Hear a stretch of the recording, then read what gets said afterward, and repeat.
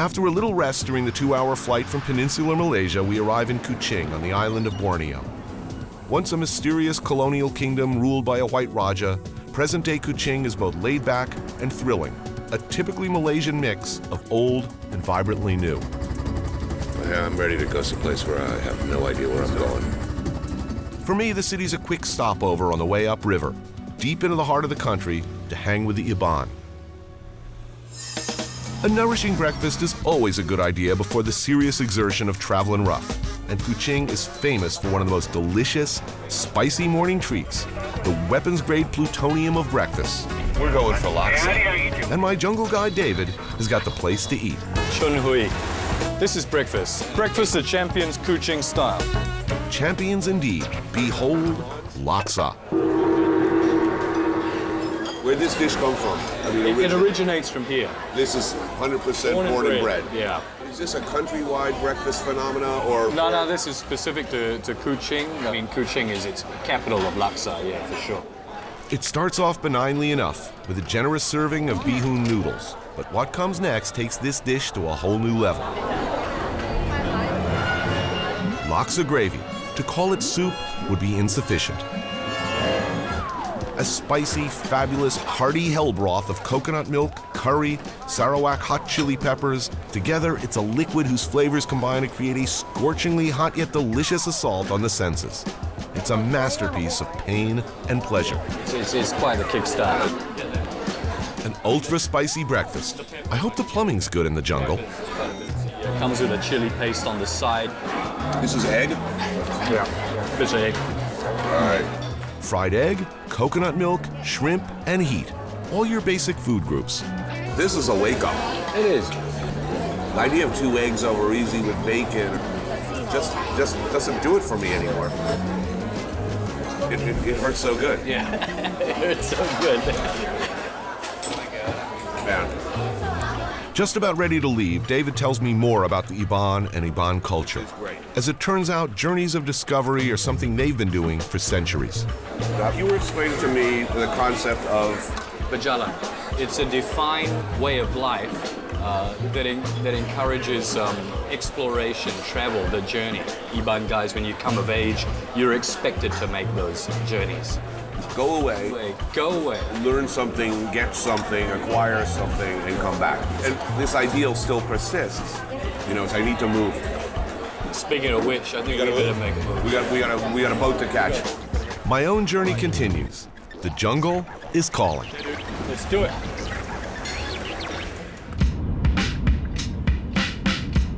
After a 4-hour van ride north of Kuching, we finally hit the Sprang River. From here, it'll be at least a 3-hour boat ride to the Iban Longhouse. Next stop, the Dolung Bridge. It would be nice to get there before dark.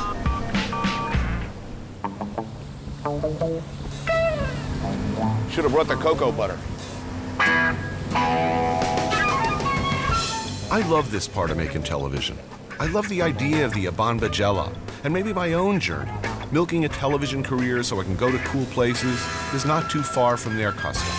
I like to think so anyway. As I head upriver, I think about all the places I've been and where I've yet to go. Ajao, visit Babi Hutan. This is not the Garden State Parkway, friends. The rivers are still the highways here. So if I run a spear through my foot, I'm getting medevaced by boat. I'm not jumping in the Land Rover. That's hot. Now, swimming in the river where we're going, is that like... Yeah, that's definitely the thing to do. It is? Yeah. It's no liver, a fluke, vampire fish. You'll notice the further up we go, the clearer it gets.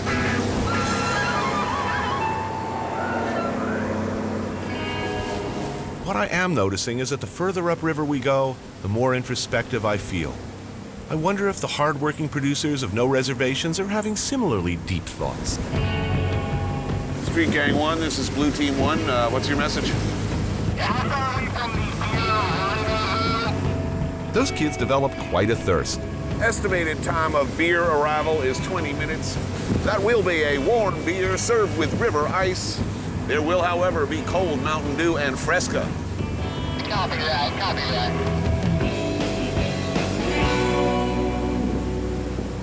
So there's a local convenience store up ahead.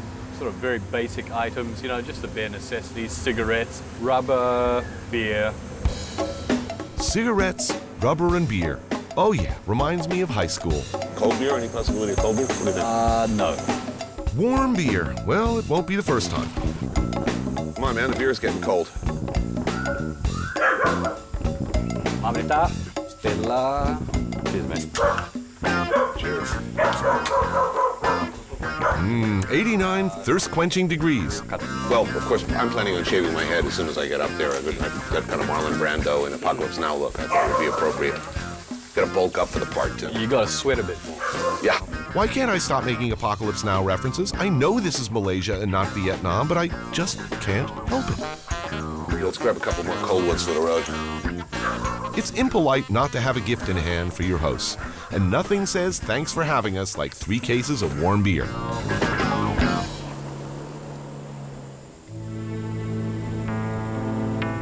As we continue upriver, we move farther and farther away from the world I know and towards someone else's. It's thrilling to not know where you're going.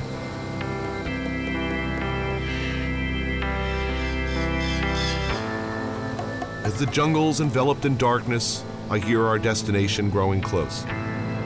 The faint strains of music make their way downstream. David has become oddly quiet. My nervous crew was left behind several bends in the river ago, and I'm thinking, it's dark here, man. Real dark. At this point, I have no idea what to expect.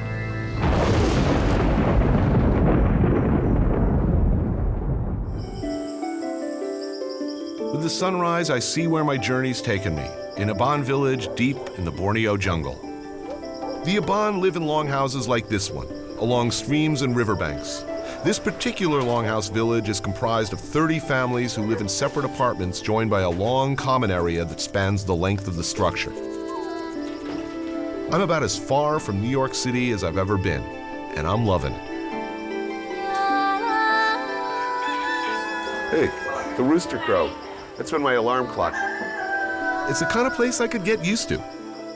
So, what the hell is this I hear about going on a 6-hour hike through the jungle? But who am I to complain? I'm the smart guy who's always saying do as the locals do, right? And Itam, a senior member of the tribe, is telling us to move out. And when Itam says march, you march. I'm thinking this way. Having lived in the jungle his whole life, Itam knows this terrain like the back of his tattoo-covered hand. He's a former member of the Sarawak Rangers, an elite paramilitary group who back in the 50s specialized in tracking communist insurgents and, well, terminating them with extremely extreme prejudice. He can still clear 15 miles of thick jungle a day and live in the bush indefinitely. He's been running up these hills like a mountain goat. In other words, he is a serious badass. My plan is to keep the leftist rhetoric to a minimum and try not to fall too far behind. Score 1 for New York. Hey, maybe I'm getting the hang of this jungle thing after all. Or not. We're stumbling and lumbering through the jungle like, crippled elephants. By the way, did I mention Itam's other claim to fame? Perhaps this is a good time to pan the camera to the gentleman's fingers on his left hand. Those tattoos indicate 3 trips to the boneyard for somebody. Yup, Itam is one of the last generations of Iban to practice the delicate art of headhunting.